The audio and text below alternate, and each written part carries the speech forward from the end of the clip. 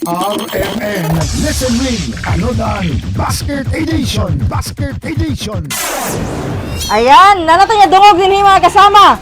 Sure ta, nga taga DXDC gud o DXDC listener gud ni siya mga kasama. Ila-ilaw na nato be. Sa pangalan nato, ma'am. Hello sa tanan, ako day si Marie Cristito, taga Purok 4, Barangay 31D. Ato dang sulayan be kung makatubag-bag sakto si ma'am kay avid listener magid kaha siya. Unsa nga drama ang madungog sa DXDC matag alas 2:30 hangtod alas 3 sa hapon.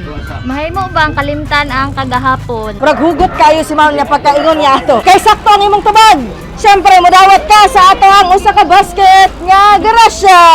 Siya unod sa basket. Na ay itlog, corned beef, mantika, bulat. Kung sa kayo pwede natong patahi aning Pwede na ni siya gulayan, ma'am.